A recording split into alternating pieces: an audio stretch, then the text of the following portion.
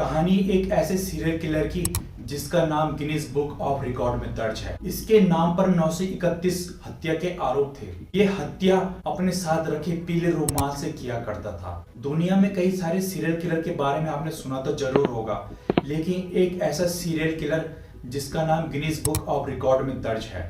इस serial killer का नाम ठग बहराम था। ठग बहराम का आपराधिक इतिहास साल 1790 से लेके 1840 के बीच का बताया जाता है। 10 सालों तक अंग्रेजों द्वारा पीछा करने के बाद आखिरकार इसे पकड़ लिया जाता है और इसे सजाए मौत दे दी जाती है। लेकिन ठग बहराम एक ऐसा सीरियल किलर था जिसका नाम 900 से ज्यादा कत्लों के साथ गिनीज बुक ऑफ रिकॉर्ड में दर्ज है। ठग बहराम का नाम अपराध की दुनिया में इतना ज्यादा कुख्यात था कि अंग्रेजों ने उसे पकड़ने के लिए 10 सालों तक पीछा किया। अक्सर कातिल हत्या करने के लिए किसी न किसी हथियार का प्रयोग करता है, लेकिन ठग बहराम का हत्या करने का तरीका ही बिल्कुल अलग था। वो अपने साथ रखे पीले रुमाल से लोगों की हत्या किया करता था। ब्रिटिश हुकूमत के दौरान ठगी और लूट को अंजाम देने वाले बदमाशों पर शोध करने वाले जेम्स पैटन ने ठग बहराम के बारे में बताया था कि उसका जन्म 1765 के आसपास हुआ था। ठग बहराम का आपराधिक इतिहास साल 1790 से लेके 1840 का बीच का रहा है। इस दौरान उसने अंग्रेजों की नाक में दम किया हुआ था। ठग बहराम ने बड़े स्तर पर लूट को अंजाम देने के लिए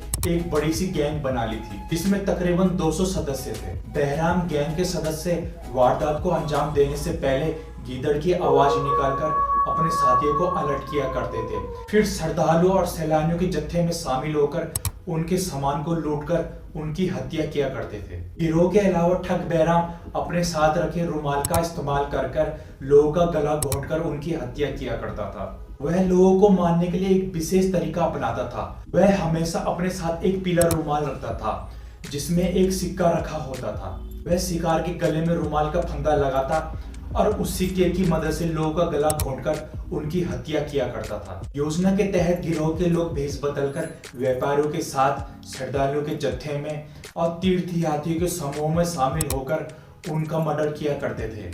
उस वक्त ठग बहराम खौफ का दूसरा नाम बन चुका था। साल 1809 में अंग्रेज अफसर कैप्टन विलियम सिलीमैन को गायब हो रहे लोगों के रहस्य का पता लगाने के लिए जिम्मेदारी सौंपी गई थी। दरअसल उस वक्त लोगों के सब मौत के साथ गायब हो रहे थे।